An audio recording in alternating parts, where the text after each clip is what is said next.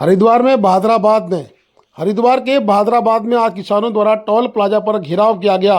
मौके पर पहुंची पुलिस ने किसी तरह से किसानों को समझाकर टोल प्लाजा को खुलवाया, परंतु किसान नेताओं का कहना है कि 5 सूत्री मांगों को लेकर जब तक सरकार मांग नहीं मानेगी, भाजपा की सरकार पर उन्होंने आरोप लगाते हुए कहा कि किसानों पर लगातार अत्याचार किया जा रहा है। पूर्व में किसानों पर लाठीचार्ज भी किया गया था, अब किसानों पर अगर लाठीचार्ज हुआ तो हम बर्दाश्त नहीं करेंगे। इसी को लेकर आज हमने धरना प्रदर्शन किया है। ये सांकेतिक है, आगे हमारी मांगे नहीं मानी गई तो आने वाले समय में नारसन बॉर्डर उत्तराखंड से और जितने बॉर्डर लगे हैं उनको भी सील करने का प्रयास किसानों के द्वारा किया जाएगा। आज किसान नेता सुबेश सिंह इस आंदोलन के मुखिया बने थे।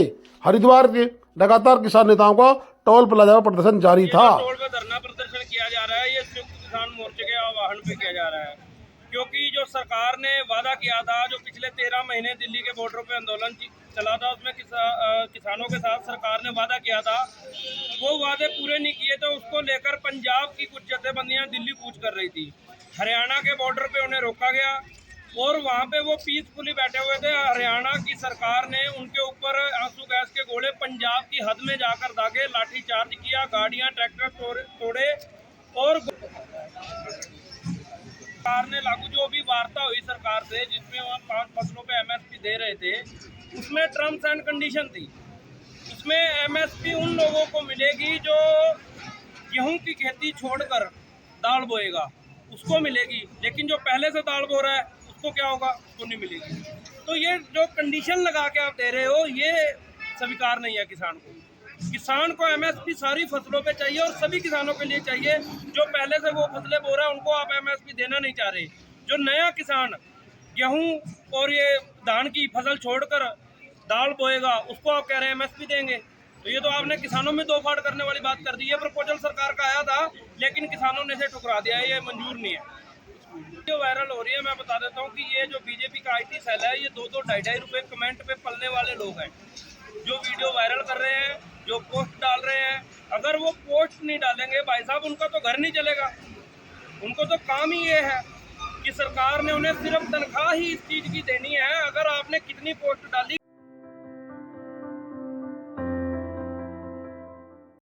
उप जिलाधिकारी मुंशियारी के माध्यम से भेजा गया जिलाधिकारी को ज्ञापन।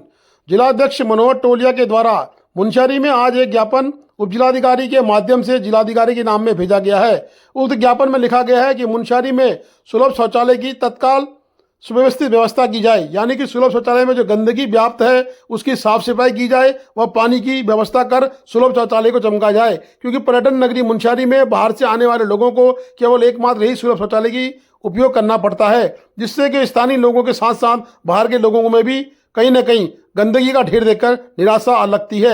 मुंशियारी पर्यटन नगरी है और मुंशियारी में इस तरह की गंदगी बर्दाश्त योग्य नहीं है। वहीं मनोहर टोलिया ने कहा है कि जिला पंचायत के द्वारा जगह जगह कूड़ेदान स्थापित कर दिए गए हैं, परंतु उनके कूड़े को उठाने की कोई व्यवस्था जिला अध्यक्ष जिला पंचायत ने नहीं की है। जिला पंचायत से भी उन्होंने निवेदन किया है कि तत्काल कूड़ा निस्तारण की व्यवस्था की जाए और मुंशियारी को साफ सुथरा किया जाए, अन्यथा एक बृहद आंदोलन जिला पंचायत व प्रशासन के खिलाफ चलाया जाएगा।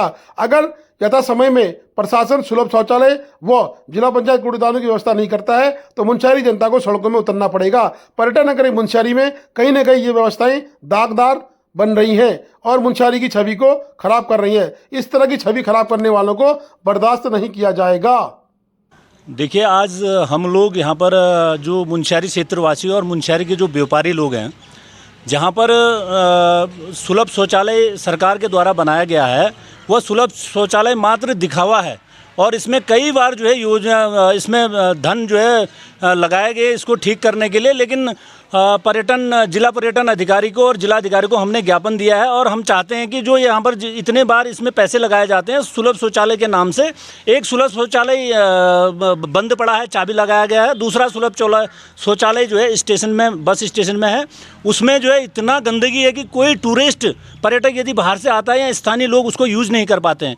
पूरा अगल बगल जितने व्यापारी हैं वहाँ पर शौचालय के अगल बगल गंदगी का इतना महक जो है पूरे स्टेशन में गंदगी का अड्डा बना है। हम चाहते हैं या तो इसको सरकार बना ले या तो इसको यहाँ से JCB मशीन लगा के उखाड़ के फेंक दे।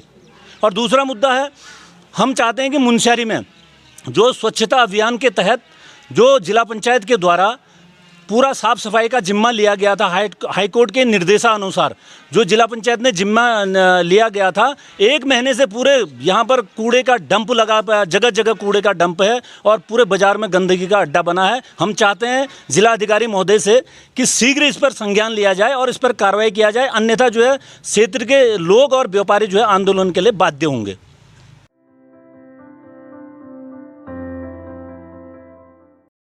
हल्द्वानी के ऊंचा पुल क्षेत्र में 3 दिवसीय निःशुल्क चिकित्सा शिविर में सैकड़ों लोगों ने शिरकत की।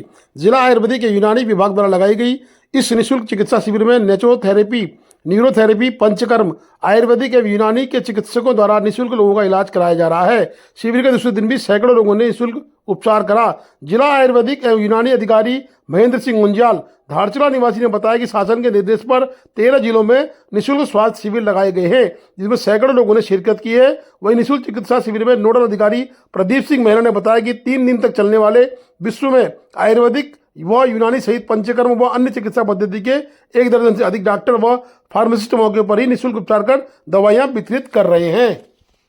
रोगों का इलाज हो रहा है। इसमें हमारे आयुर्वेदिक के साथ साथ में होम्योपैथिक का भी स्टॉल लगा हुआ है, जिसमें क्षेत्रीय जनता उसका फायदा उठा रही है। और खासकर न्यूरोथेरेपी हमारे यहाँ मेन आकर्षण का है, और साथ में मर्म चिकित्सा, और साथ में एक नाड़ी परीक्षण का वो लगा रहा है, जिसमें आदमी अपने जो है वात पित्त कफ के अनुसार अपने रोगों का वो मालूम पड़ जाता है उसमें।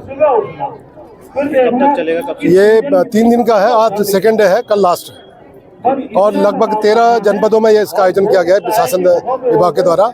माननीय आयुष मंत्री और हमारे सीएम साहब दामी जी के उस दिशा निर्देशों के उस क्रम में, और पंकज पांडे जी जो हमारे विभाग के सचिव भी हैं, उनके द्वारा ये डिसाइड किया गया और उसी के क्रम में ये आयोजन किया जा रहा है। आगे भी हम लोग इसको इसी तरह का कैंप वगैरह ऑर्गेनाइज करेंगे इसको जो है।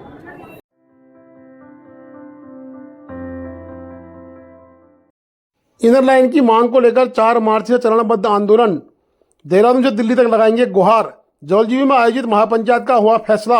विकासखंड मुंशियारी तथा धारचूला के त्रिस्तरीय पंचायत के प्रतिनिधियों ने दोनों विकास खंडों को इनर लाइन की परिधि में लाई जाने की मांग को लेकर 4 मार्च से चरणबद्ध आंदोलन की घोषणा की है। उन्होंने कहा कि दोनों विकास खंडों को बाहरी लोगों से बचाने के लिए इनर लाइन की नितांत आवश्यकता है। काली नदी के संगम में स्थित पंचायत घर जौलजीबी में आयोजित दोनों विकास खंडों के त्रिस्तरीय पंचायत के प्रतिनिधियों की महापंचायत में फैसला लिया गया। उत्तराखंड त्रिस्तरीय पंचायत संगठन के कार्यक्रम संयोजक तथा मुंशियारी के जिला पंचायत सदस्य जगत मर्तोलिया ने बताया कि जनता से बिना राय लिए बगैर समय समय पर सरकारों में इनर लाइन को सीमा जौलजीबी तथा नोडला से खिसकाते हुए अब चीन सीमा तक पहुंचा दिया है। उन्होंने बताया कि मुंशियारी में लाखुरी भेल तथा धारचूला में 46 से आगे का इलाका अब इनर लाइन की परिधि में है, जिसका कोई औचित्य नहीं है। उन्होंने कहा दलगत राजनीति से ऊपर उठकर दोनों क्षेत्रों के जनप्रतिनिधि द्वारा आम जनता को इनर लाइन संघर्ष में अपनी आहुति देनी होगी। महापंचायत तय किया कि 4 मार्च को तहसील मुंशियारी, तेजम, बंगाबानी तथा धारचूला से भारत के प्रधानमंत्री और मुख्यमंत्री के नाम ज्ञापन भेजा जाएगा। ज्ञापन में दोनों विकास खंडों की चीन सीमाओं से इनर लाइन के प्रवेश द्वार में शिफ्ट किए जाने की मांग की जाएगी। तय हुआ कि 7 मार्च को जिलाधिकारी के माध्यम से भारत के प्रधानमंत्री तथा राज्य के मुख्यमंत्री को पुनः ज्ञापन भेजा जाएगा। उसके बाद 12 मार्च को मुंशियारी विकासखंड के लोलड़ा में इस मांग के समर्थन धरना प्रदर्शन किया जाएगा। धारचूला विकासखंड के जौलजीबी में 15 मार्च को इसी मांग को लेकर धरना प्रदर्शन किया जाएगा।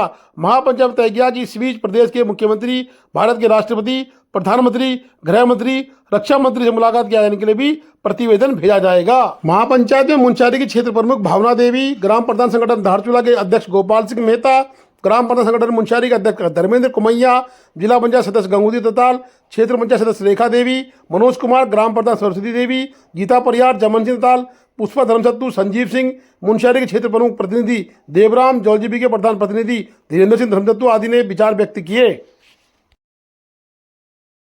Please do like, share and subscribe DCL News.